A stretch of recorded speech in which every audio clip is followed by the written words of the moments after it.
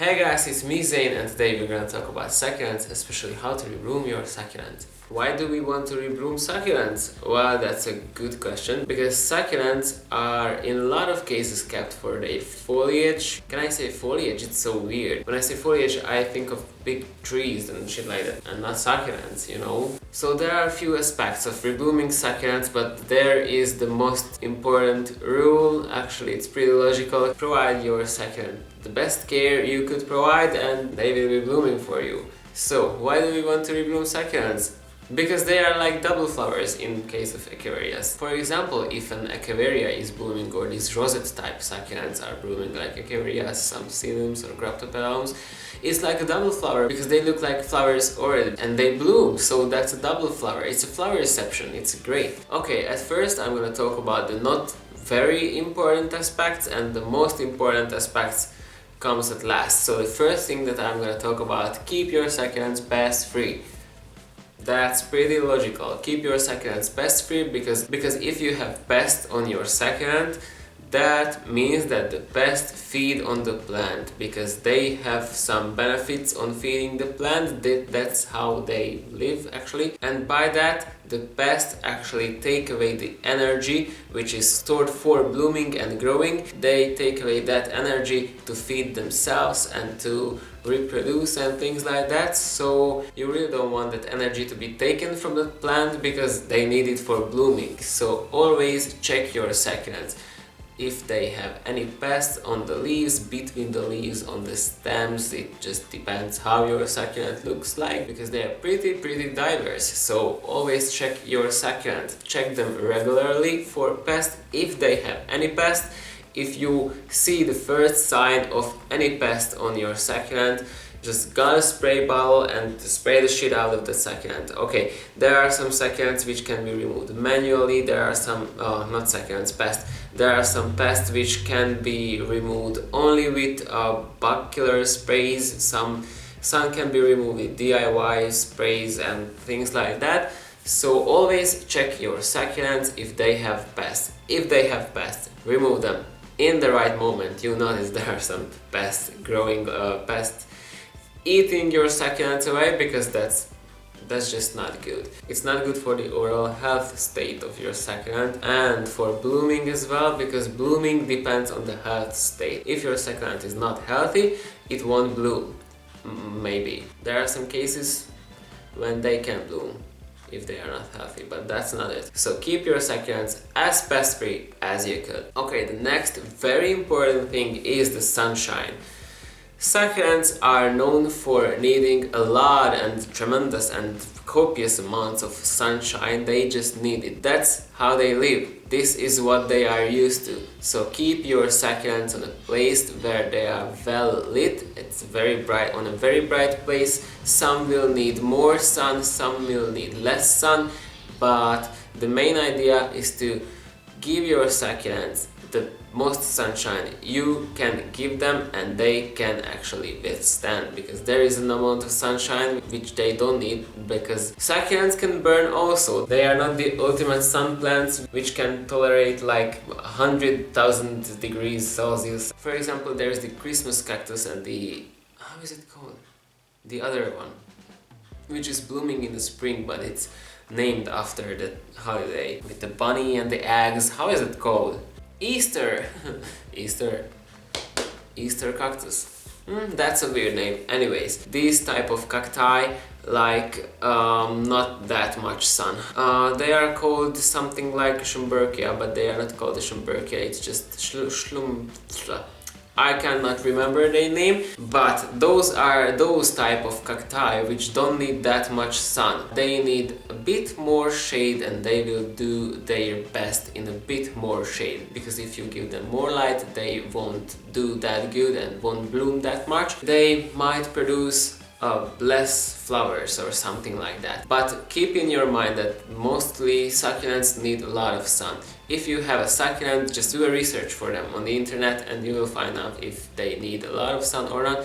But in most cases they will need a lot of sun. I have two examples here for the light part also the spiking part of this video. But here I have these two succulents. This is the Echeveria agavoides and this is the Echeveria elegans.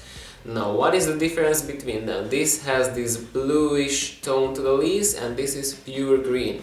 Since this has this bluish tone, it's some kind of protection against the sun, and this is just green. There is a little bit of a reddening on the tips of these leaves, but these are pure green, and this has this waxy protective layer on the leaves.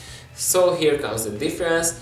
This will need more sun because it has this protective layer, and this won't need that much sun. And I was keeping them on the same place like 2 years ago, and this got just burns all over, and there was nothing bad done to this one. Keep an eye on your succulents. If they have rather green leaves, they won't need that much sun as these protective layer leaf types of succulents. But the main idea is to give your succulents a lot of sunshine, just a lot of sunshine.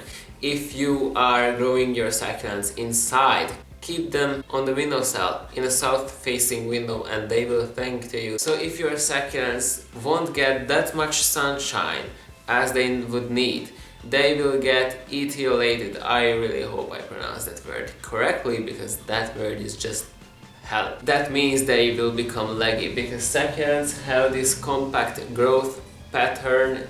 For example, these rosette types of succulents have this compact growth pattern. They look like all the leaves are growing from the same point, but if they aren't getting enough sunshine, the plant will actually try to look after sunshine. They will try to stretch itself to the sun, and it will hope that it will reach the sun sometime. And the next thing is fertilizer. Yes, you have to fertilize your succulents as well, because they need nutrients.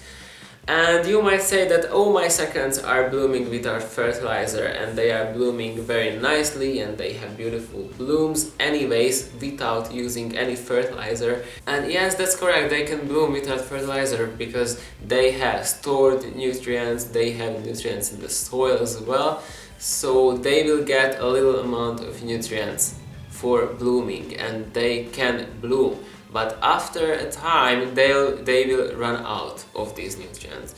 If you repot them, they will get a fresh amount of nutrients, but that's not enough. They will need a continuous supply of these nutrients when they are growing. When they are not growing in the winter time, they don't need nutrients and you don't have to fertilize them, but that's another topic. If you are using fertilizer, you are giving your succulents love and nutrients. That was a weird sentence.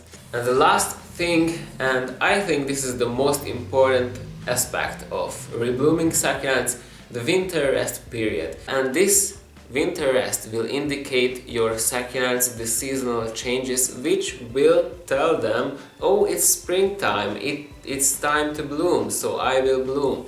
This winter rest is a period which is, I think, is very important if you have succulents.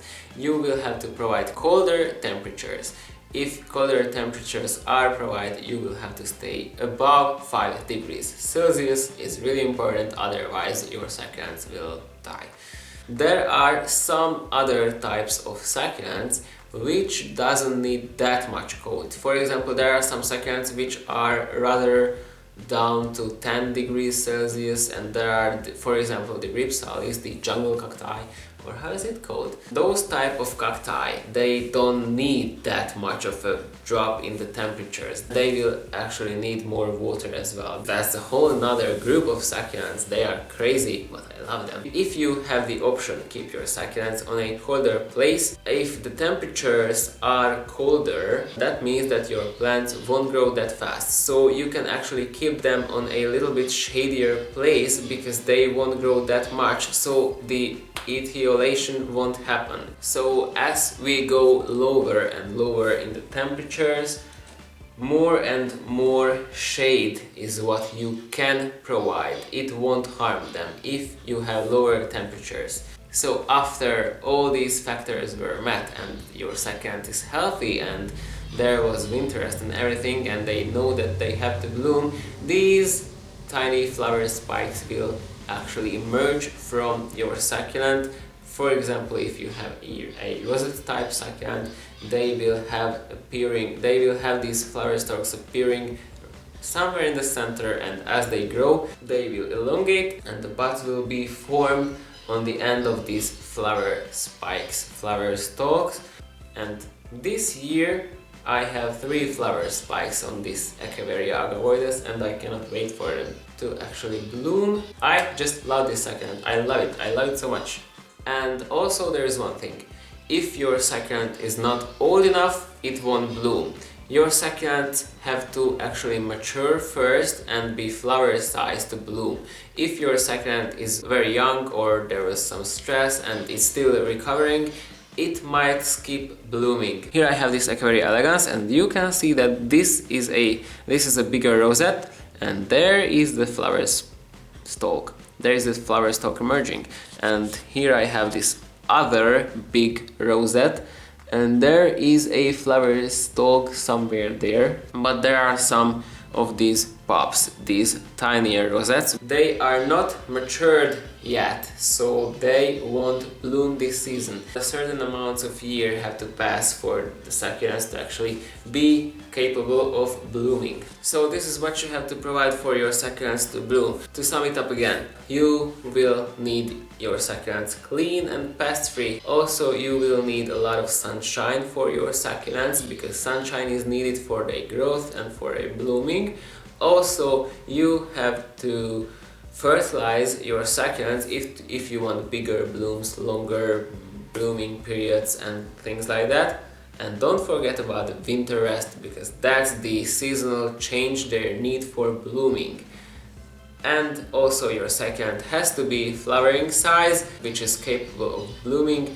So this is the 5 points that are needed to know if you want to rebloom your succulents. I hope you like this video. I enjoyed it very much because I get to see my succulent flower stalks.